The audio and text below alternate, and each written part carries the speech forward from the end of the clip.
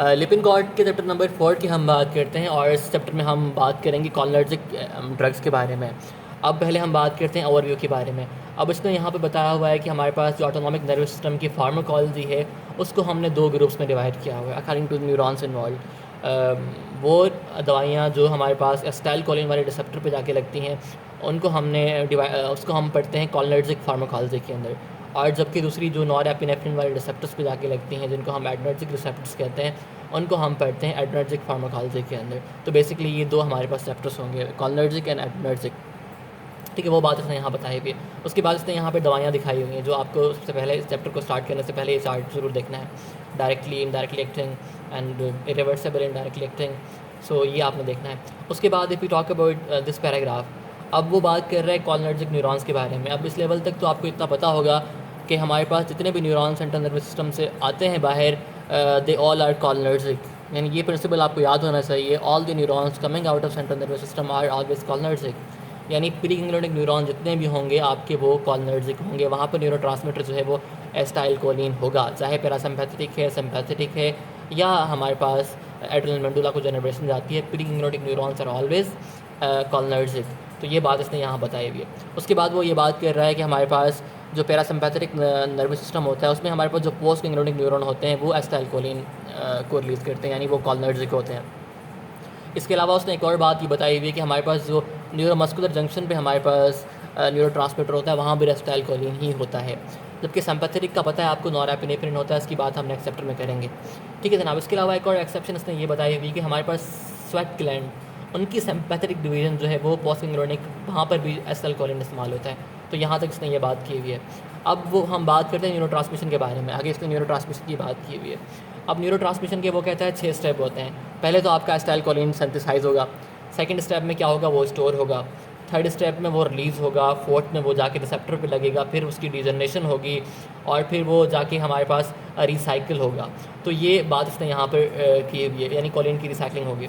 और ये वो कह रहा है कि आप ये डायग्राम ज़रूर देखें। अब अगर आपको ये डायग्राम समझ आती है तो फिर आपको ये स्टेप इतना ज़्यादा पढ़ने की ज़रूरत नहीं है। अब आप यहाँ पे देखें हमारे पास कोलिन और सोडियम मिल के साथ में ट्रांसपोर्ट हो रहे हैं, यानी कोलिन और सोडियम की को ट्रांसपोर्ट हो रही है और कोलिन हमारे पास न्यूरॉन के अंदर आ रहा है। और यहाँ पे एक एंजाइम है कोलिन एसिटाइल ट्रांसफरेज, वो इस रिएक्शन को करवा रहा है और यहाँ पर एसिटाइलकोलिन बन रहा है। ठीक है जनाब, ये पहला स्टेप है सिंथेसिस वाला।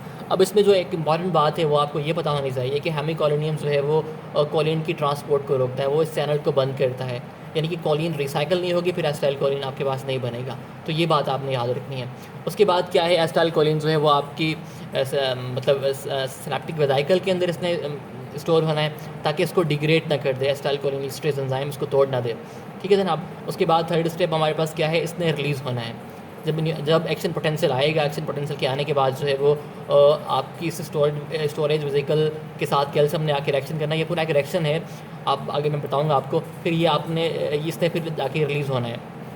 ठीक है। अब इसमें इंपॉर्टेंट बात ये है कि इस रिलीज़ को हमारे पास बॉटुलिनियम टॉक्सिन जो है वो रोकता है और स्पाइडर की जो वैनम होती है वो इस रिलीज़ को बढ़ा देती है। तो ये बातें आपको याद रखनी है फॉर द BCQs। उसके बाद फोर्थ पॉइंट पे हमारे पास क्या हो रहा है, ये जाके हमारे पास पोस्ट सिनेप्टिक जो रिसेप्टर्स हैं इनके ऊपर जाके as a neurotransmitter acetylcholine bind कर रहा है। फिर अगेन इसको जो है वो एसिटाइलकोलिन ईस्ट्रेज जो है वो इनएक्टिवेट कर रहा है, तोड़ रहा है, ब्रेक डाउन कर रहा है। उसके बाद ये दोबारा रिसाइकलिंग हो रही है। तो ये स्टेप्स यहाँ पे इसने बताए हुए हैं और ये इसने यहाँ पे समझाए हुए हैं। अब ये मैं सिंथेसिस तो बता चुका हूँ आपको, बस इसमें आपको एक बात इंपॉर्टेंट और मैं बता दूं कि हमारे पास कोलिन एसिटाइल ट्रांसफरेज जो रिएक्शन करवा रहा होता है, यानी एसिटाइलकोलिन की फॉर्मेशन करवा रहा होता है, ये एक हमारे पास रेट लिमिटिंग स्टेप होता है। इसके अलावा बाकी मैं आपको सारा बता चुका हूँ। अब स्टोरेज के बारे में आपको मैं बता चुका हूँ कि इसमें स्टोर होना होता है थ्रू द एक्टिव ट्रांसपोर्ट। और अब इसमें एक खास बात यह है कि सिर्फ एसिटाइलकोलिन ही वहाँ पर स्टोर नहीं होती, उन वेसिकल्स में कुछ और चीज़ें भी होती हैं। फॉर एग्जांपल प्रोटीओग्लाइकन होते हैं, ATP होती हैं, ये चीज़ें भी हमारे पास वहाँ पर स्टोर होती हैं। ठीक है। उसके बाद तो वही बात है, आपका एक्शन पोटेंशियल आएगा और आपने एक्शन पोटेंशियल जब आएगा on the nerve terminal, on the nerve ending voltage getting calcium channel open होंगे और हमारे पास इंट्रासेलुलर कैल्शियम बढ़ जाएगा। कैल्शियम जब बढ़ जाएगा तो कैल्शियम क्या करेगा, प्रमोट करेगा सिनेप्टिक वेसिकल की fusion with the cell membrane और एक्सोसाइटोसिस होगा और आपका हमारे पास एसिटाइलकोलिन रिलीज़ हो जाएगा। अब ये बात आपको मैं बता चुका हूँ कि बॉटुलिनियम टॉक्सिन जो है वो इसको रोकता है, स्टॉप करता है।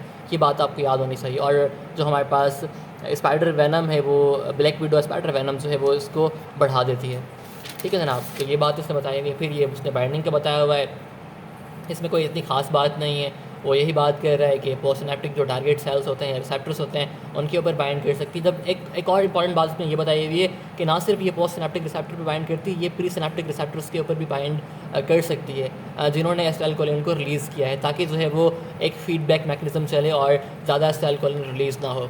ठीक है जनाब, तो उसने ये बात यहाँ बताई हुई है।